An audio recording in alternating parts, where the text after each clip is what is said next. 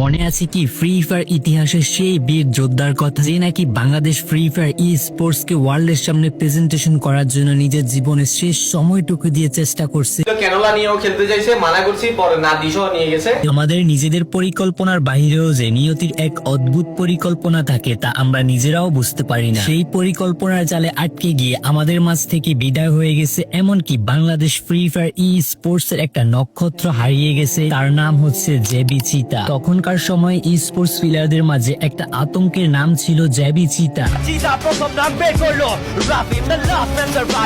তখন থেকে এই পর্যন্ত বাংলাদেশ ফ্রি ফায়ার ই স্পোর্টস কমিউনিটির মধ্যে কতই না স্পোর্টস টিম গড়ে উঠছে, এমনকি কতই না স্পোর্টস প্লেয়ার তৈরি হয়েছে, কিন্তু অডিয়েন্সটা এখন আর আগের মতো এদের মধ্যে স্পেশালিটি কোনো কিছুই খুঁজে পাচ্ছে না। তৌহিদুল ইসলাম সিয়াম হার না মানা এক যোদ্ধা, সে অসুস্থ ছিল, এমনকি হাসপাতালে বেডে শুয়েছিল, আর একটা মেজর অপারেশনও হয়েছে। অবাক করা বিষয় হলো তার ফুসফুস থেকে পানি বের করা হয়েছে। তখনকার সময় একটা টুর্নামেন্ট হয়েছে এফএফবিসি নামে। চিতা এই অসুস্থ শরীর নিয়ে পুরো এফএফবিসি টুর্নামেন্টটা শেষ পর্যন্ত খেলছে। সে হার মানতে রাজি না, সে হার মানতে পারে না। তার ছিল অনেক স্বপ্ন, সে জিতে আসবে, জয় করবে পুরো বিশ্ব, কিন্তু সে পারলো না। তার অসুস্থতার কাছে সে হেরে গেল। তার জীবনের সকল স্বপ্ন তার ফুসফুসের পানির সাথে অটল ঢেউয়ে চলে গেল। সে যুদ্ধ করেছে, জীবনের শেষ দিন পর্যন্ত সে যুদ্ধ করেছে, তোমাদের জন্য, আমাদের জন্য, আমাদের বাংলাদেশের জন্য, ফ্রি ফায়ার ই স্পোর্টস কমিউনিটির জন্য। মনে রাখবো আমরা তোমায় চিরকাল, মনে রাখবে বাংলাদেশ ফ্রি ফায়ার ই স্পোর্টস কমিউনিটির সকল প্লেয়ার। ওমর হও, রেস্ট ইন পিস জেবি চিতা। চিতার এমন কি হয়েছিল যে ফুসফুস ছিদ্র করে পানি বের করা লাগলো। তখন তার সাথে দেখা করতে যাই,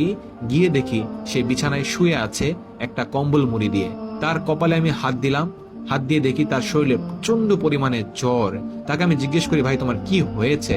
তখন সে বলে হাসতে হাসতে, ভাই কিছুই হয় নাই, জাস্ট এখানে একটা ছিদ্র করছে আমার পিঠে, ফুসফুস থেকে পানি বের করছে। আমি বললাম হোয়াট? জাস্ট একটা ছিদ্র করছে আর তোমার পিঠ থেকে পানি বের করছে, মানিটা কি? তোমার কি হয়েছে? বলে ভাই আমার এখানে পানি জমছে। আমি বললাম এই কন্ডিশনে তুমি এখানে কিভাবে আসলা? তখন চিতা আমাকে বলে, ভাই এটার পিছনে অন্য একটা কাহিনী আছে।